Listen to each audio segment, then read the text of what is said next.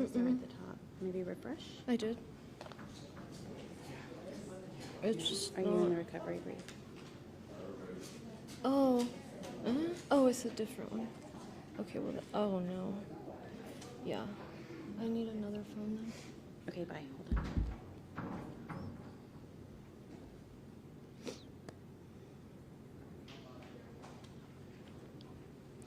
Okay, so you guys are good? Thank you all so much. So I am here with Gary Flaherty is right here behind me. He is the chair of the Texas Gulf Coast Regional VOAD. They're the Volunteer Organizations and Disaster. They are going to help us pass on today's biggest message, and that's really what we need help sharing with the community. I'm also here with Chief Christensen, another very important message on generator safety, and Centerpoint will be here. Here is Paul Locke with Centerpoint, who will be answering any questions. We are in a moment of tragedy, of course, all of us as a community, broadly speaking, because of this disaster. But I do want to acknowledge a particular tragedy that took place yesterday, the night before, and it is the senseless murder of Deputy Fernando Esqueda. So you guys will see behind me that law enforcement leaders' shields are covered up.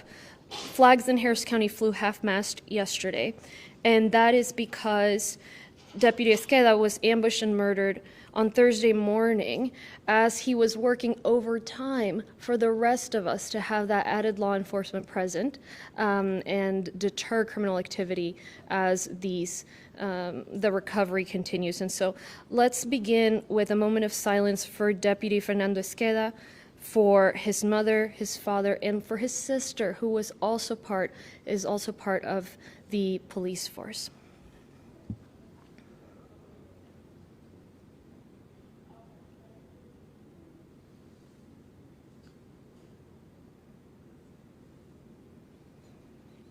Thank you. And Sheriff Gonzalez did announce last night that they have charged a suspect with capital murder in his death. The family obviously are going through a very difficult time, and so let me just say here, we send you all the support, all the love, and I do ask the residents of Harris County to just send a prayer for them, and we'll continue to support that family. So let me start with just a rough update here. And we're all got the first responders working 12-hour shifts. You see us running in and out on our phone because we're working around the clock to try to get the resources that people need. But the need is enormous. It's very hot. It's very humid. People are starting to feel it. A few days ago, tensions continue to run very high, worse every day.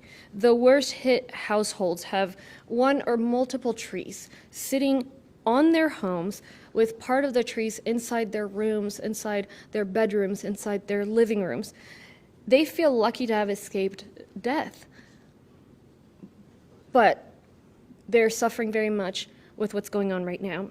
Many of them have had water damage because of the holes in their homes. They don't have tarp yet over their homes. They don't have help yet pulling those trees off of the homes.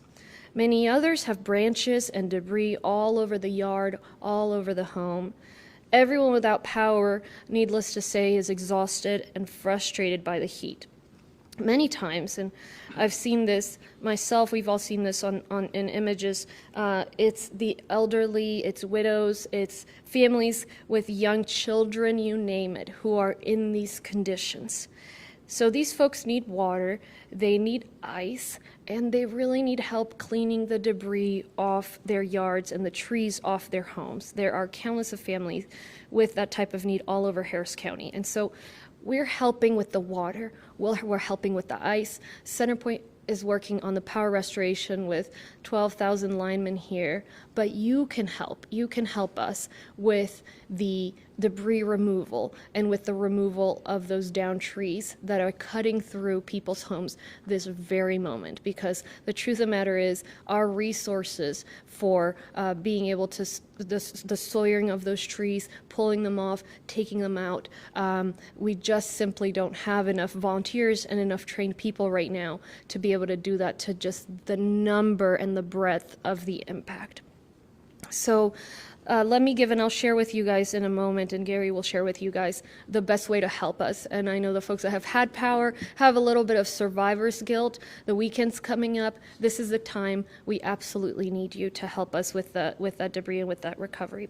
So as of 6 a.m. this morning, there are 700,000 customers without power in Harris County and 900,000 out system-wide. However, CenterPoint expects to have 80% of customers back on by the end of Sunday and by Monday. So they're working extremely fast. We've all seen the crews out there.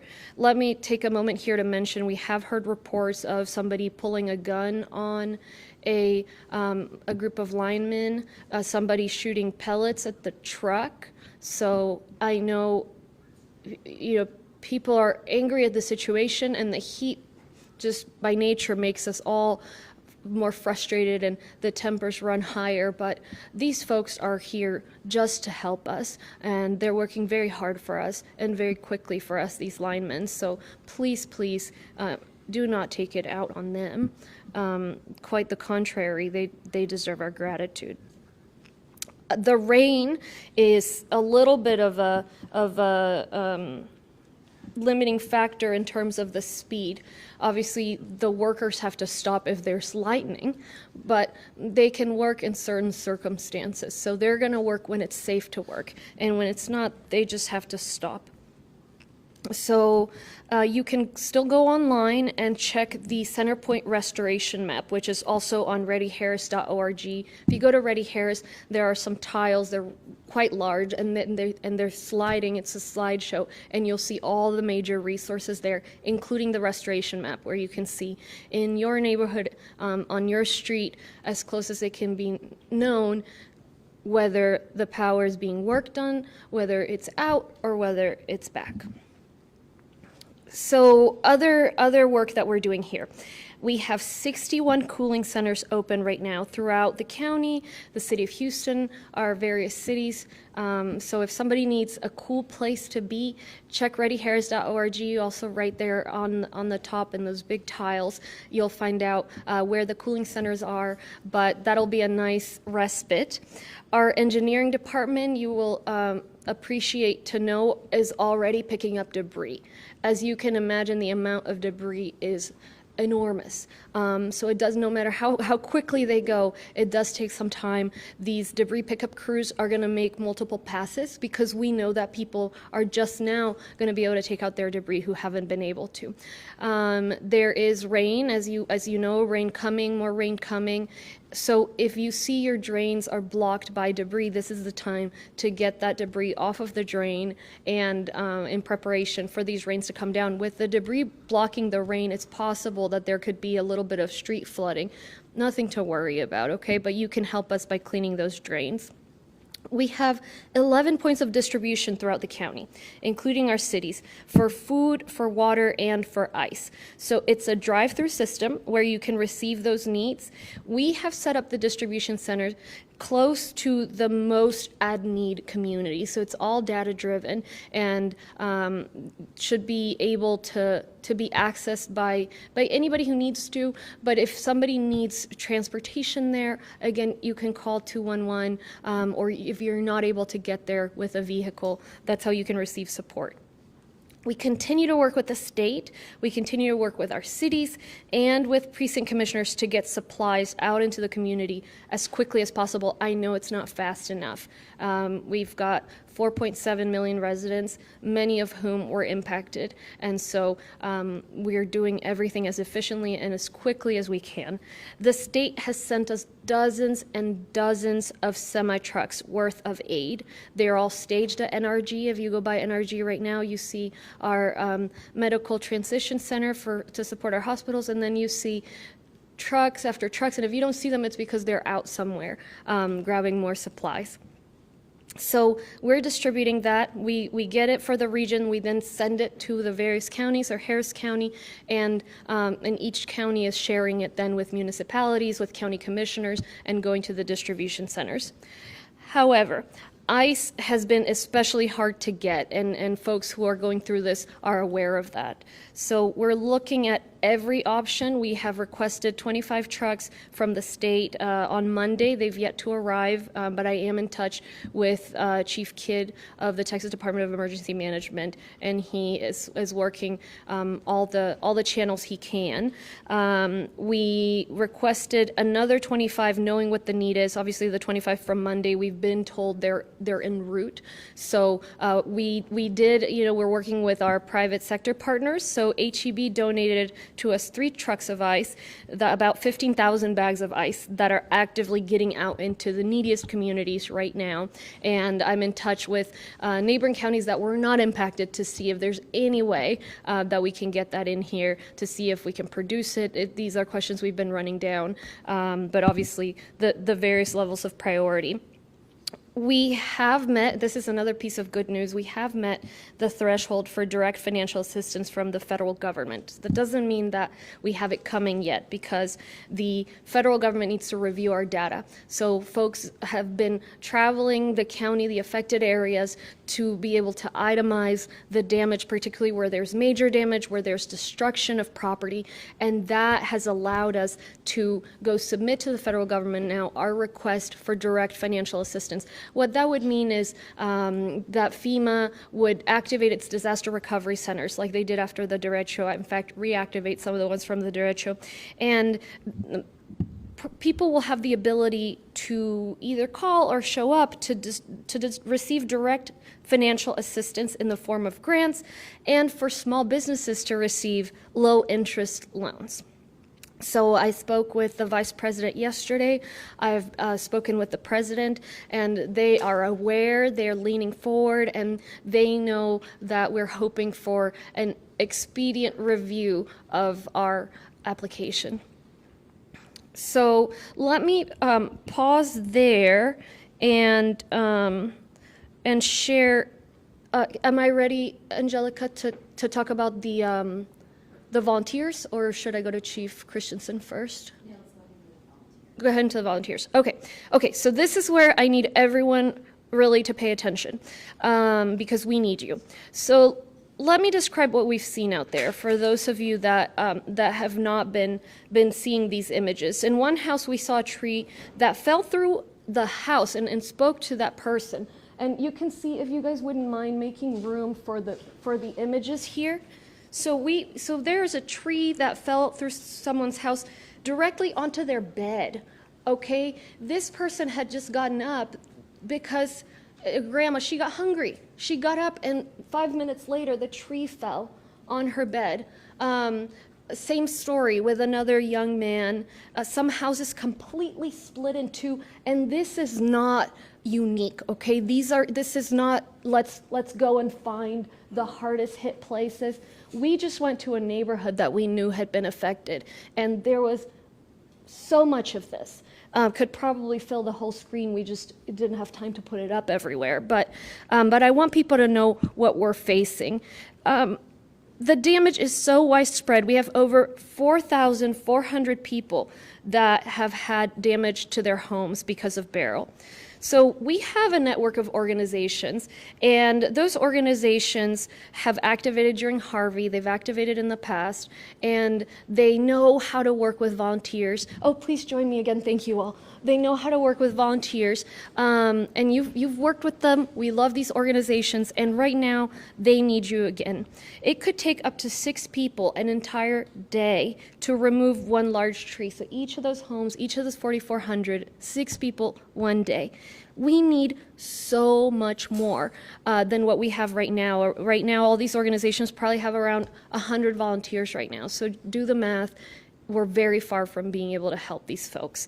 The only way to do this, logistically, the only way is with volunteers. We've always been good at taking care of each other in these disasters, and we need you to step up and do it one more time. We need people to assist with things like tarping roofs, like moving trees, and moving other debris over to the side of the road. So I'm asking Harris County to step up like you have, like you always do, and to help out your neighbors and to sign up to volunteer with our crisis cleanup team. Here's what crisis cleanup is. They will connect you, and Gary will share more details here in a moment, but they're a tried and true organization who will connect you with an organization that is vetted and has the infrastructure in place to send volunteers out, to send you out to other people's homes with a team of people, a team of folks who are trained, who know the safety, who can fill you in on what you need to do and get your help. So we need folks, both people who have particular skills and just any old person that wants to help. If you do not have any special skills, but you're able-bodied and can help with this kind of work, you can help hauling the material away. There are sawyers going to cut down the tree, but someone's going to have to move it to the front of the house. Many people, it's not trees, but it's just debris. Some folks, as I said, because they have a home cut in half like that, they need help mucking and gutting, and so you'll be trained. There are some jobs for which you may need some training, a day, 3 days, and then of course there's jobs where we need skilled people. So anybody who's practiced at cutting down trees, sawyers, that always helps. So here's how you sign up. If you want to volunteer, please visit volunteerhue.org/disaster. So it's volunteer, the word volunteer, HOU.org/disaster. Or call 211. We have increased our call centers with support from our public health department and toll road department. Call centers, we're available in multiple languages, so folks can call 211, say that you want to volunteer and help crisis cleanup in the various organizations, and they will do the intake.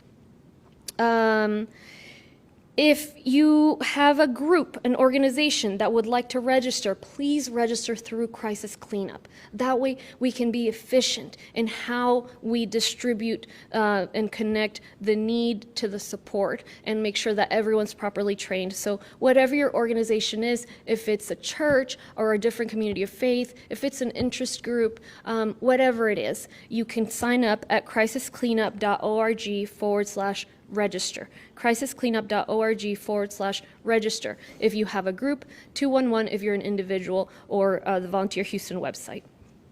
When you do call Crisis Cleanup, there may be a brief wait, okay? Because we're doing the intake for all the people who need help and for all the people who volunteer. So I want you to know we're working on both sides of this. We're going to be increasing the staffing, but part of your volunteerism is going to have to be patient on the line while folks get to you. And so we have 45 additional Toll Road Authority employees training right this second to fill out that call center. So just help us out with that patience as time goes on. We will have more people and a faster turnaround time. So we're going to be right out there alongside you, helping folks recover. All of us on every level, from the state down to the precincts, down to the volunteer organizations, we are working and doing everything we can. We know that we are resilient, and we have to help. There's some trees 100 to 200 feet tall that are completely over homes. There are trees across streets. There are tree limbs on rooms. There are roofs with holes in them, and they need us to help them. So let me repeat briefly in Spanish, and then I'll pass it on to the other speakers here. So we'll hear from Gary Flaherty of the VOAD, and then Chief Christensen on generator safety, which is crucial because, as you all know, we've had a huge increase in hospital visits by people who are leaving their generators inside. First, bueno, primero empezamos con un momento de silencio hace unos minutos para el oficial Fernando Esqueda, una familia latina. He comunicado con ellos ya el día de hoy. Fue una tragedia espantosa. Pueden ver aquí detrás mío los escudos de nuestros policías y líderes en nuestras agencias de policía están cubiertos. Las banderas en el condado de ayer estuvieron a mitad. Este oficial muy joven, 28 años, tanto él como su hermana trabajan para el departamento del alguacil. Él está trabajando tiempo adicional para intentar mantener la seguridad en el condado Harris, dada toda la destrucción.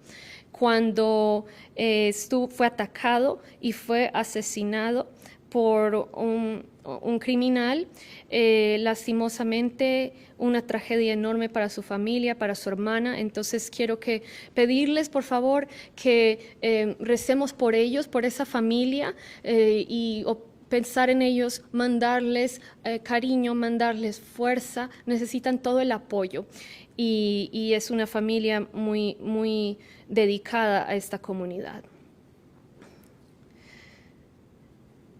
En cuanto al huracán, sabemos todos que está haciendo mucho calor, mucha humedad, ya todo el mundo lo está sintiendo. Los hogares más afectados tienen árboles en medio de la casa y se sienten suertudos de no haber muerto en el huracán.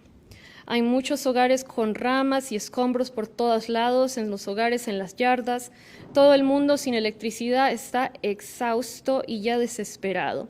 Muchas veces son personas que viven solas, son viudas o viudos, familias con niños pequeños. Necesita la gente agua, hielo, comida y ayuda sacando esos escombros y esos árboles. Entonces nosotros estamos trabajando para tener más agua, más hielo, apoyo del gobierno federal, pero necesitamos la ayuda de usted para poder ayudar con los árboles y con los escombros. No podemos hacerlo sin voluntarios. Entonces, esa va a ser la parte más importante de este reporte mío el día de hoy. En cuanto a la electricidad, a las 6 de la mañana hoy día, 700,000 familias sin electricidad y 900,000 en toda la región, 700,000 en el condado Harris. Buenas noticias que Centerpoint ya está trabajando para tener el 80% de las familias con luz nuevamente el domingo o entrado el lunes. Tuvimos algunas tormentas, está cayendo algo de lluvia. Los trabajadores que están trabajando aquí para restaurar la electricidad no pueden trabajar cuando haya relámpagos. Entonces, si hay relámpagos, tendrán que detenerse un tiempo, pero luego seguirán si trabajan en la lluvia.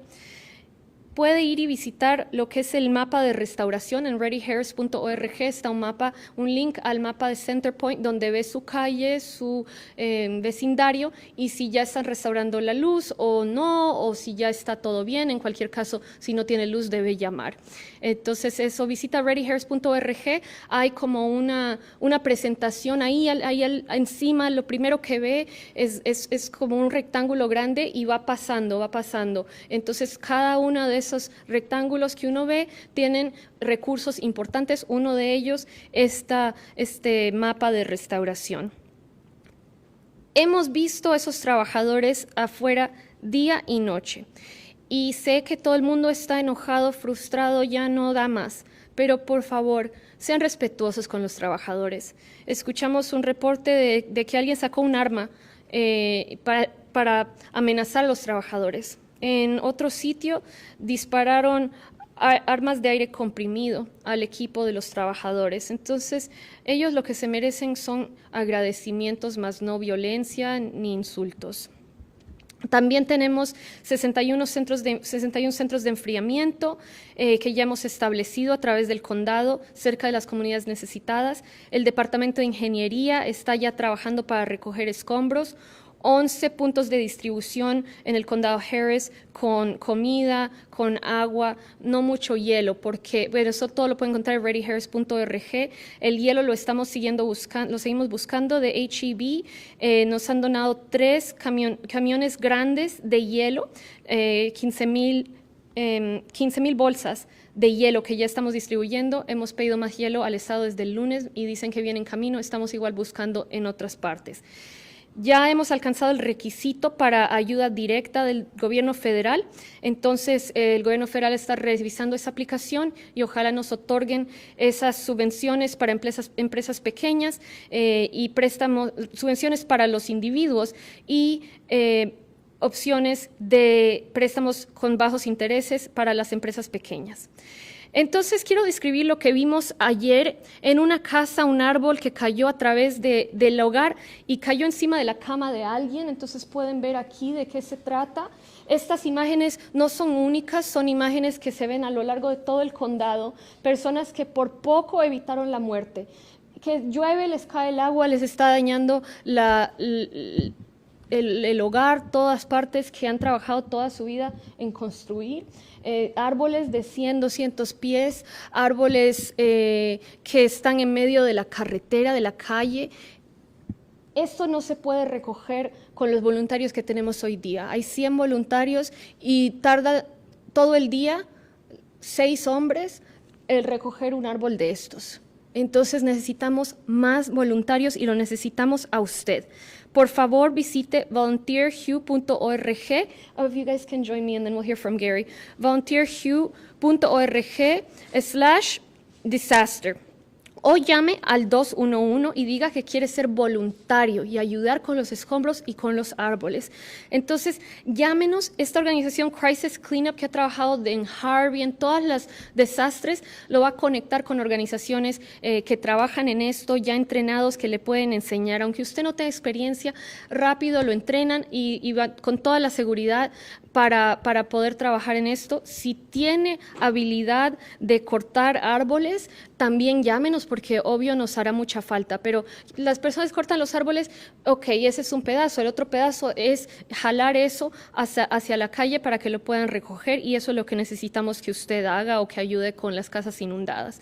Entonces, bueno, vamos a trabajar todos por ayudar, seguimos aquí juntos y quiero que sepan que el pedazo que hacemos nuestro, ¿ok? Lo de las provisiones, los centros de enfriamiento, lo de la asistencia federal.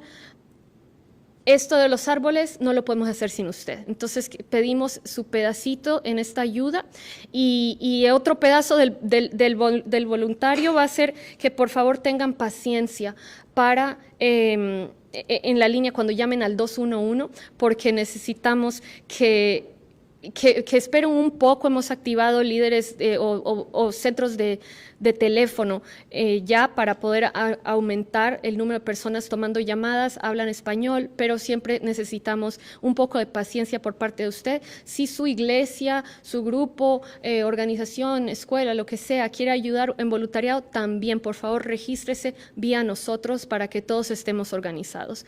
Entonces, bueno, vamos a escuchar ya del señor Gary, so we'll hear from him with the VOAD, who will really explain to us about volunteering. Please. Thank you, Judge. So I want to talk to everybody about connections today, and I think that was probably the most important concept that Judge Hidalgo was talking about.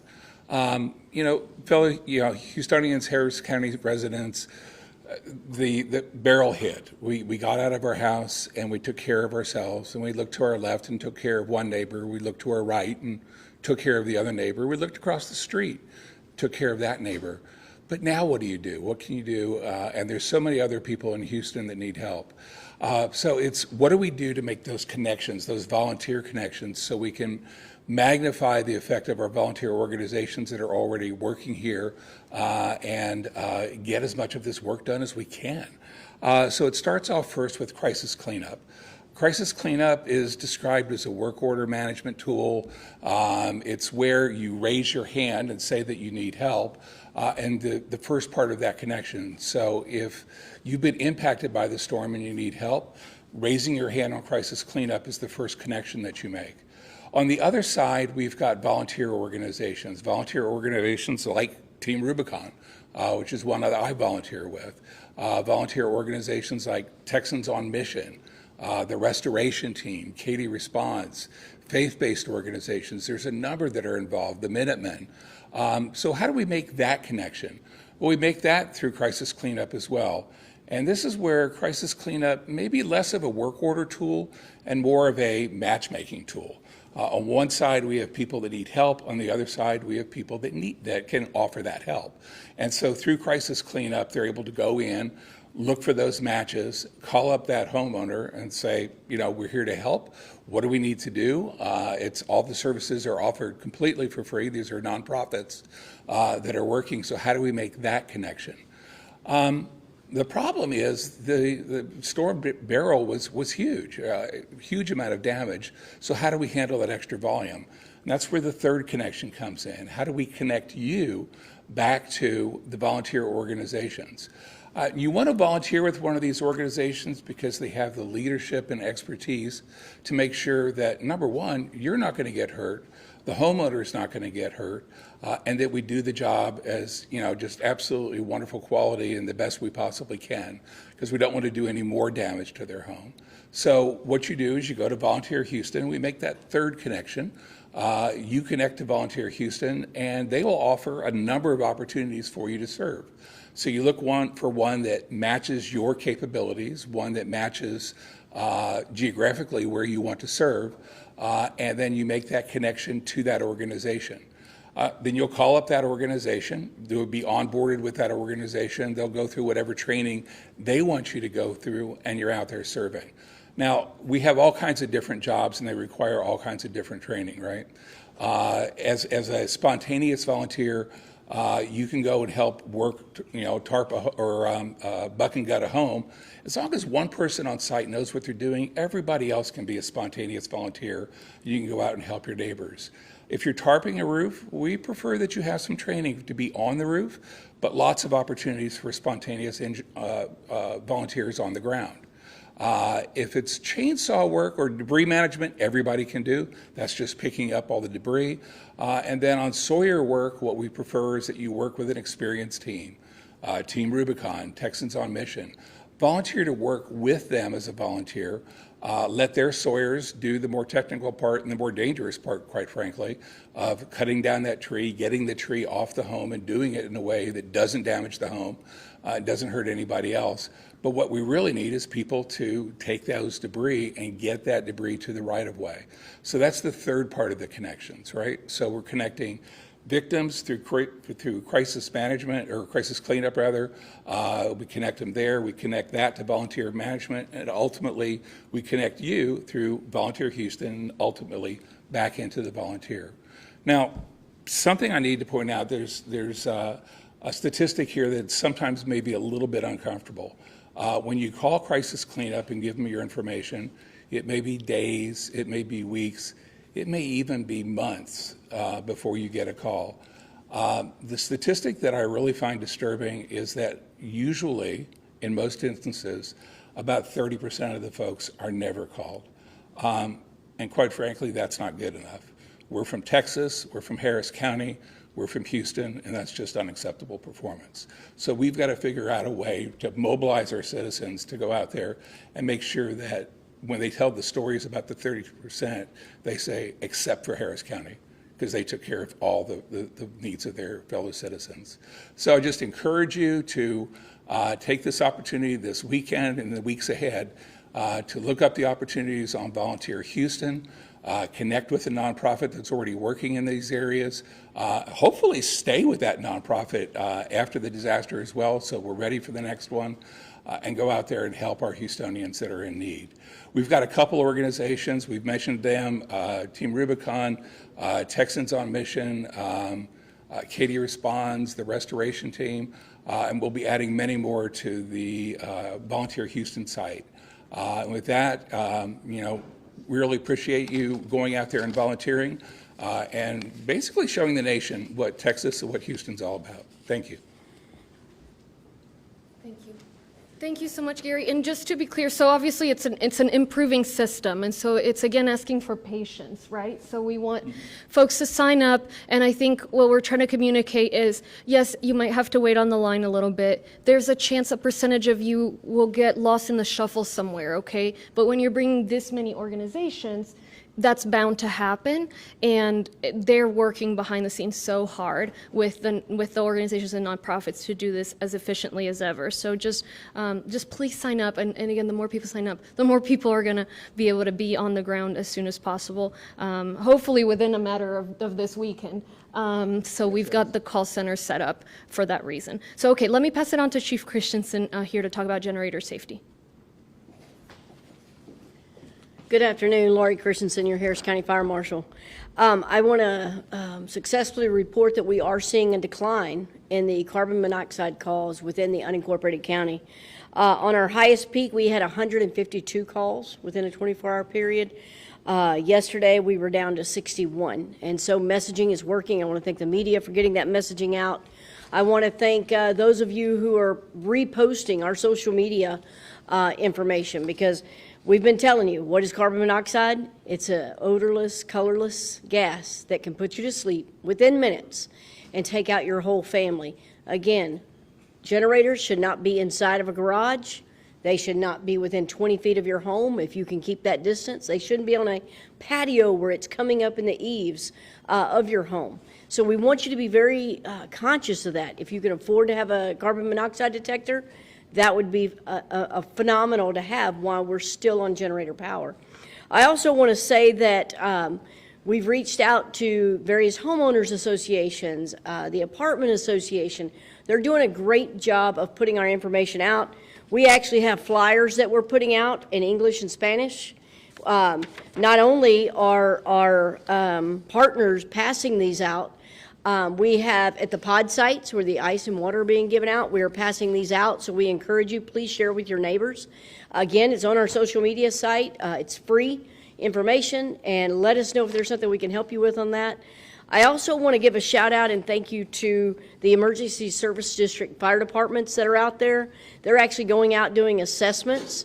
I know we've been talking about the debris and the trees. They're doing assessments and bringing that information back digitally to Harris County. So it is allowing us to get information out much sooner, and we really appreciate it. They also are going around doing drive-by assessments. If they see something in a garage, if they see maybe a generator too close to the home, they're actually getting out and checking with the neighbors and checking with those homeowners and passing this information out.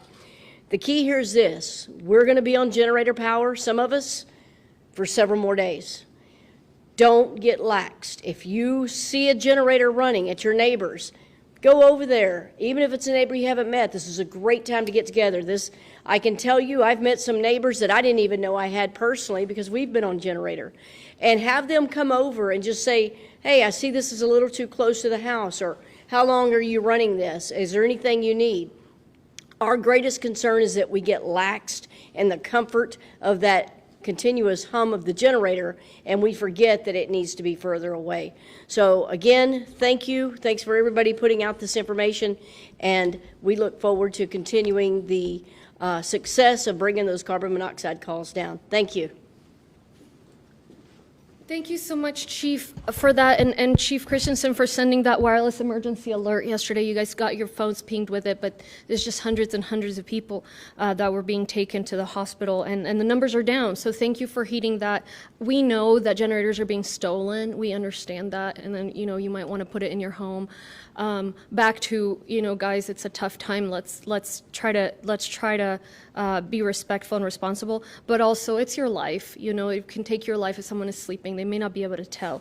I just got a brief update from Chief Kidd with the state that the trucks are coming our way between 1 p.m. and 9 p.m. today, the trucks that we'd requested from the state with ice. So they've been great on the food and the water. Everyone's having trouble with ice. This is great. And then Judge Sakai over in San Antonio and Bexar County has been helping us too. And so we got the 3 trucks from HEB last night, and it sounds like they're sending 3 trailers on the way additionally. So we're thankful to them and our neighbors, and we'll keep working. So anyway, let me just to sum up, if you need help, call 211. If you want to volunteer, call 211. And you can also find the information on the website, readyharris.org. Any questions?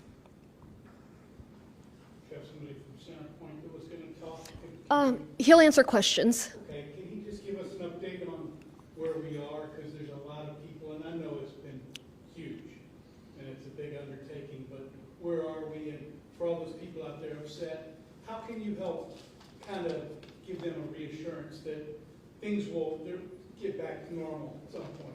So that was a request from Centerpoint for an update and for reassurance. Thank you, Judge. Thank you for the question. So as of 10 o'clock this morning, we've restored power to over 1.4 million people. We still have about 873,000 people out. We expect to have 80% of our customers restored by the end of Sunday. And, you know, the remaining customers are going to be the hardest hit customers that have trees down, that it's not a quick fix. And we just ask for their continued patience.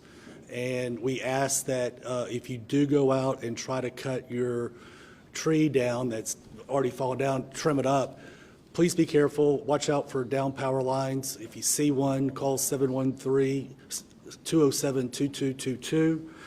Know that the hardest areas that were hit for us were Brazoria County, Galveston County, and sections along the I-45 corridor on the way to the Woodlands. Know that we've got 1,000 more mutual assistance crews coming today to help, so that'll put us at 13,000 folks in the field restoring. We've deployed 11 mobile generator units.